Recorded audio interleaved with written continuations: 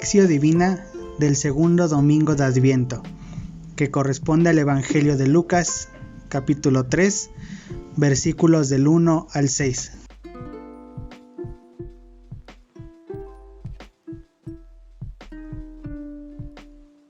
Por la señal de la Santa Cruz de nuestros enemigos, líbranos, Señor Dios nuestro, en el nombre del Padre, del Hijo y del Espíritu Santo. Amén. Señor, el pan de tu palabra, cuanto más se come, más hambre da. Tu palabra es como agua que apaga la sed, refresca, fecunda y limpia. Es como luz que devuelve la vista a los ciegos. Es también espada de doble filo. Penetra en lo profundo del alma, hiere y sana. Angustia y libera. Inquieta y da la paz. Mata al hombre viejo y nos convierte en criaturas nuevas, creadas en la verdad y la justicia, en la libertad y el amor de Cristo. Dichosos los que ponen en práctica todo lo que han comprendido del misterio de tu voluntad, al leer y meditar tu palabra. Ven, Señor, ven en ayuda de mi debilidad. Amén.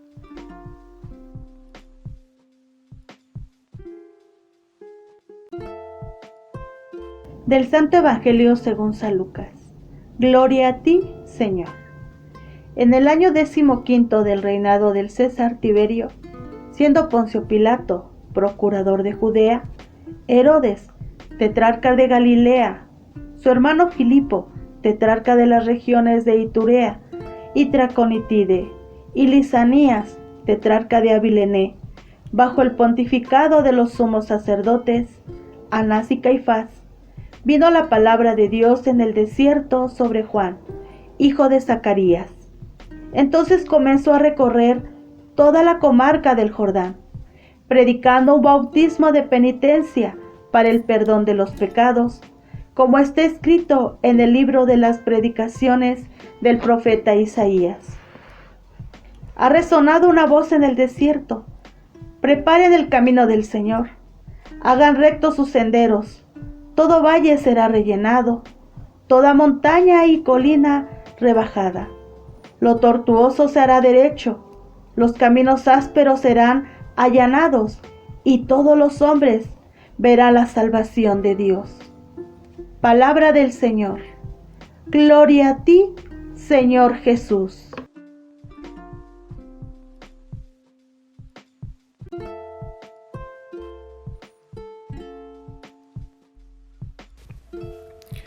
Nos encontramos ya en el segundo domingo de Adviento y nos encontramos con este pasaje del Evangelio que, después de haber elegido el texto o frase o palabra que más nos llamó la atención, nos vamos a ver el texto que sin duda nos deja muchas enseñanzas.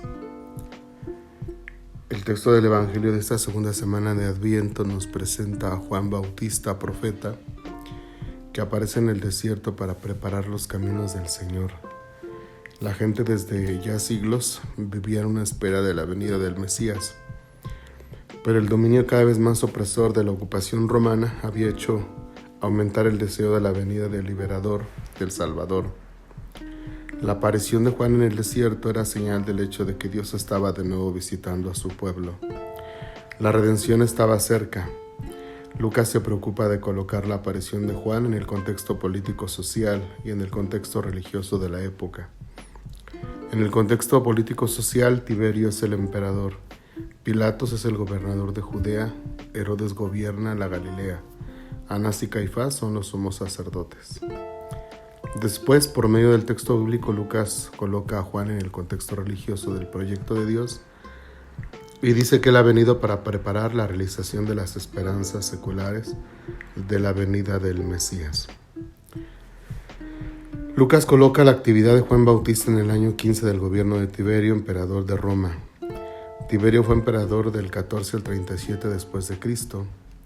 En el año 63 a.C., el Imperio Romano había invadido a Palestina, imponiendo al pueblo una dura esclavitud. Las revueltas populares se sucedían una tras otra, sobre todo en Galilea, cuando fueron duramente reprimidas por las legiones romanas. Del año 4 a.C. hasta el 6 después de Cristo, esto es, durante el gobierno de Arquelao, la violencia se hizo sentir en toda Judea. Este hecho empuja a José y a María a regresar a Nazaret de Galilea y no hacia Belén de Judea. En el año 6 Arquelao fue depuesto y la Judea se convirtió en provincia romana, con el procurador nombrado directamente del emperador de Roma. Pilatos fue uno de estos procuradores. Gobernó desde el 25 al 36. Este cambio de régimen político trajo una cierta calma, pero revueltas esporádicas como la de Barrabás, Mateo 15:7, y la subsiguiente represión romana, Lucas 13:1. Recordaban la extrema gravedad de la situación. Bastaba que alguno alistase una brasa para hacer saltar el incendio de la revuelta. La calma era apenas una tregua, una ocasión ofrecida por la historia, por Dios, para que el pueblo pudiese hacer la revisión del camino emprendido y así evitar la destrucción total. Y Roma era cruel. En caso de revuelta, terminaría con el templo y con la nación. Juan 11:48. En este contexto en el que, hacia el año 28 después de Cristo, Juan Bautista aparece como profeta en el desierto, Lucas habla de la gran expectativa que se creó entre la gente en torno a la predicación de Juan Bautista, que anunciaba un bautismo de conversión para el perdón de los pecados. También hoy existe una gran expectativa de conversión y reconciliación con Dios, que se manifiesta de muchas maneras. La búsqueda de un significado de dar a la vida, la búsqueda de la espiritualidad, el movimiento internacional del Foro Social Mundial, Otro Mundo es Posible, y otros movimientos religiosos. Sociólogos y políticos a la búsqueda de un mundo más humano que revelan el deseo de conversión o reconciliación con Dios. El Adviento es un tiempo apropiado para renovar este deseo de cambio en nosotros, de conversión al acercamiento a Dios. Bien, ahora sí comentemos el texto, Lucas 3 del 1 al 2, recordando a los antiguos profetas. El modo en el que Lucas introduce la predicación de Juan es muy semejante al comienzo de los libros de los antiguos profetas. Ellos solían señalar los nombres de los reyes, en cuyo gobierno el profeta se desarrollaba su actividad. Véase, por ejemplo, Isaías 1:1, Jeremías 1 del 1 al 3, Oseas 1:1, Amós 1:1 y otros. Lucas hace la misma cosa para decir que casi 500 años sin tener un profeta, aparece de nuevo un profeta que se llama Juan, hijo de Zacarías y de Isabel. Lucas se preocupa de colocar los hechos en el tiempo y en el espacio. Presenta los nombres de los gobernantes y describe los lugares donde Juan se movía. La historia de la salvación, de hecho, no es una historia diversa de la historia humana y de nuestra historia personal. Esta preocupación de Lucas suscita una curiosidad. Hoy día, cuando una persona se ordena de sacerdote o emite una profesión perpetua, se acostumbra a imprimir una estampa de recuerdo en la que se indica la fecha y el lugar de la ordenación o de la profesión, y se añade una frase significativa de la Biblia o de un santo para expresar el significado de la ordenación o de la profesión para su vida. Pero no se ve nunca una pequeña estampa, por ejemplo, diciendo: en el 5º año de Bush, presidente de los Estados Unidos, siendo Blair el presidente del Consejo del Reino Unido, Prodi el presidente de Italia, Zapatero presidente del gobierno de España, siendo Joseph Ratzinger papa en el nombre de Benedicto XVI, recibió la ordenación sacerdotal para anunciar la buena nueva a los pobres, para abrir los ojos a los ciegos, para liberar a los oprimidos y anunciar un año de gracia de parte del Señor. ¿Por qué Lucas prefiere colocar los datos de la historia de la salvación en el conjunto de la historia de la humanidad? Bien, Lucas 3:3, arrepentimiento y perdón. Juan recorre la región del Jordán predicando un bautismo de penitencia para obtener el perdón de los pecados. Arrepentimiento en griego, metanoia, que también es conversión. Significa cambio, no solo de conducta moral, sino también y sobre todo de mentalidad, cambio en el modo de pensar. La gente debía tomar conciencia del hecho de que su modo de pensar, bañado por el fenómeno de los fariseos y de Herodes, Marcos 8:15, o sea, de la propaganda del gobierno y de la religión oficial, era un error y se debía cambiar. El perdón lleva consigo la reconciliación con Dios y con el prójimo. De ese modo, Juan anuncia un nuevo modo en el que el pueblo se ponía en relación con Dios. Reconciliación será también el marco de la predicación de Jesús. Reconciliarse hasta 70:27. 18-22 en Mateo. Lucas 3, del 4 al 6, define la misión de Juan. Lucas cita el siguiente texto de Isaías para ayudar a los lectores a captar el sentido de la predicación de Juan. Una voz grita: preparad el camino del Señor en el desierto, enderezar en la estepa una calzada para Dios. Que se alcen todos los valles y se rebajen todos los montes y collados, que se allanen las cuestas y se nivelen los declives, y todos verán la salvación de Dios. Isaías 40:3-5. En el texto de Isaías anunciaba el regreso del pueblo del destierro hacia Palestina y lo describía como si fuese un nuevo éxodo. Era como si la gente, retornando de la esclavitud de Babilonia, saliese de Egipto y entrase de nuevo en el desierto. Para Lucas, Jesús comienza un nuevo éxodo que estaba preparado por la predicación de Juan en el desierto. Los evangelios de Mateo 3:3, y de Marcos 1:3, citan ellos también la misma frase de Isaías, pero citan solo el principio, Isaías 40:3. Lucas lo cita enteramente donde dice: y todos verán la salvación de Dios, Isaías 40:5. La expresión todos, todo hombre, significa todo ser humano. Esta pequeña diferencia indica la preocupación de Lucas por mostrar a las comunidades que la apertura a los paganos ya era prevista por los profetas. Jesús no solo ha venido por los judíos, sino para que todo ser humano sirviese o recibiera o pudiera ver la salvación de Dios. Lucas escribe su evangelio para las comunidades de Grecia, que en su mayoría eran paganos convertidos. Bien, digamos un poquito más a propósito de Juan el profeta. Desde el siglo VI a.C. la profecía había cesado, ya no existen profetas.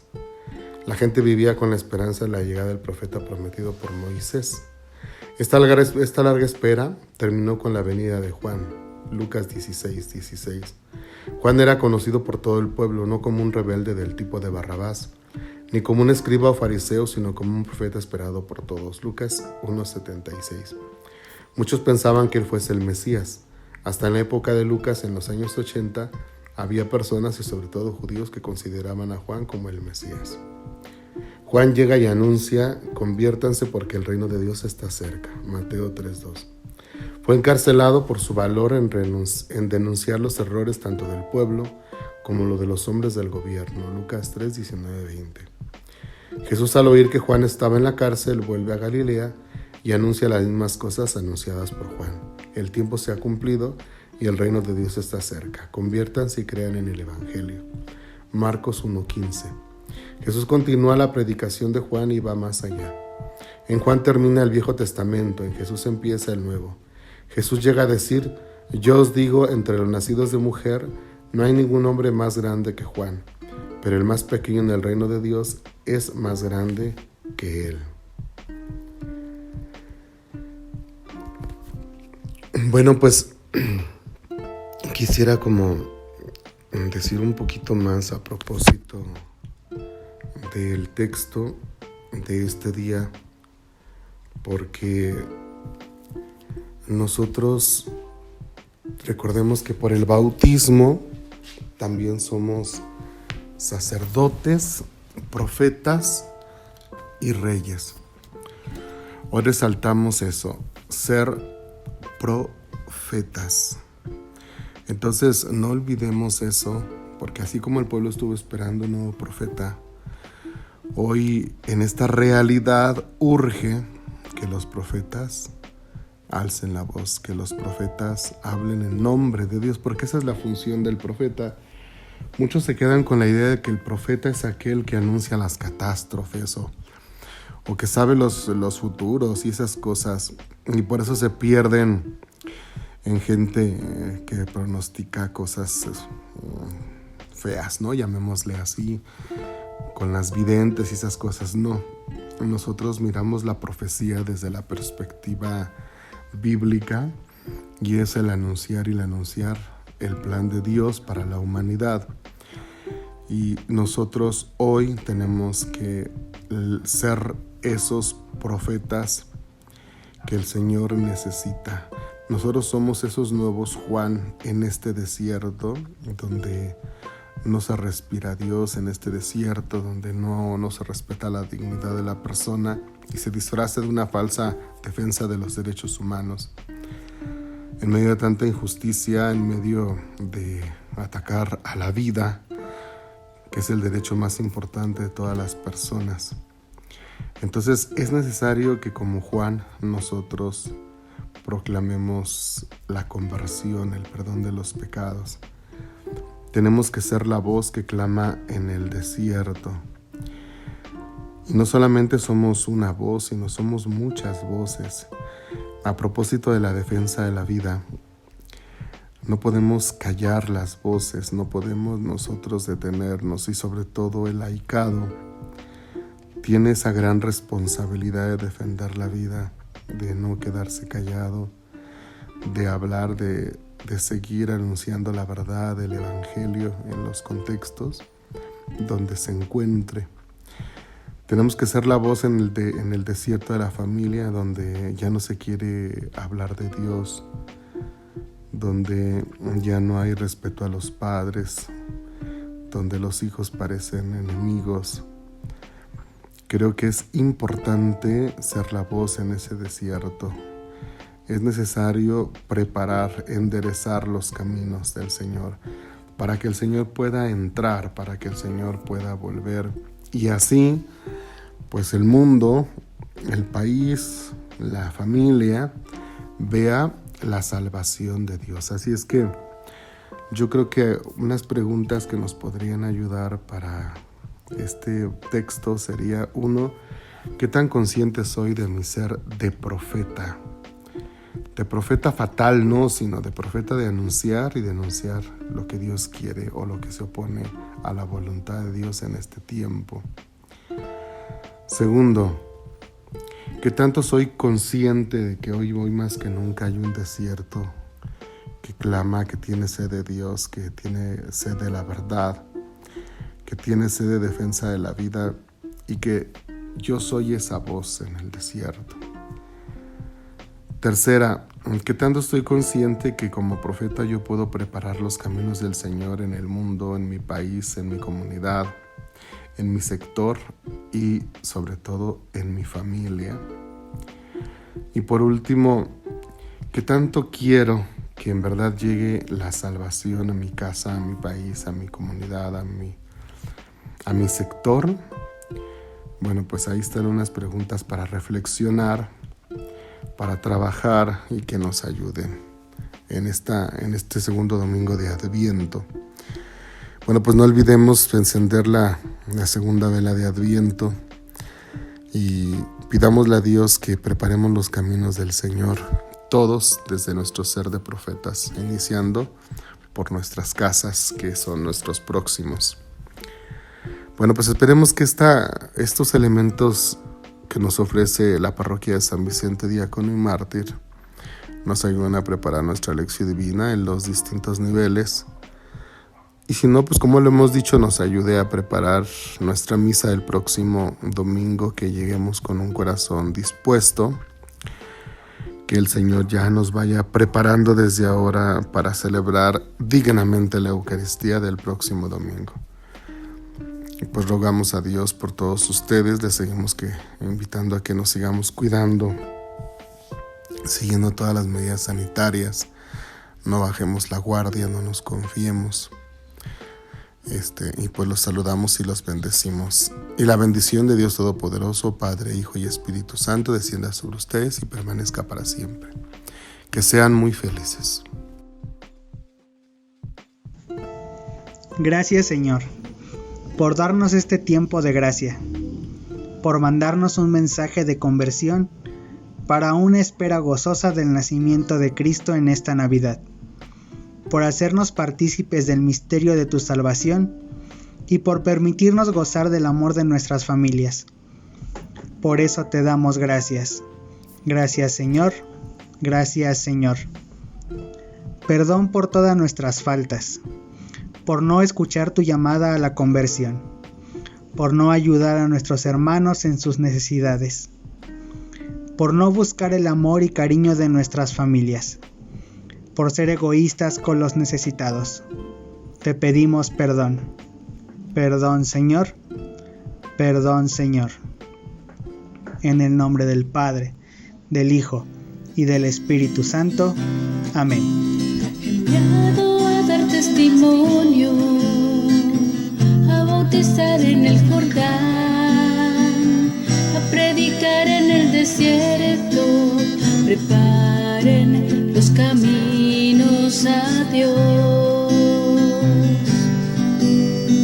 Eres la voz que clama del Altísimo Profeta, eres el mensajero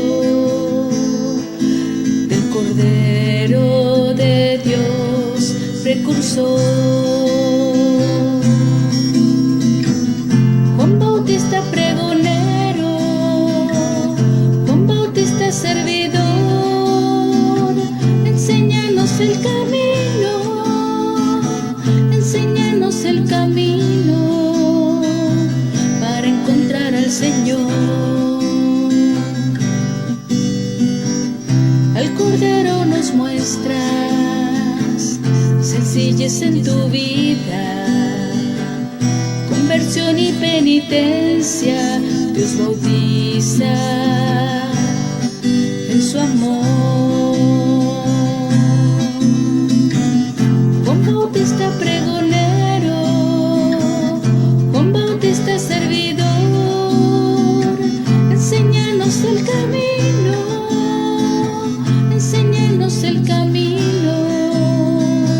para encontrar al Señor. Juan Bautista pregonero, Juan Bautista servidor, enséñanos el camino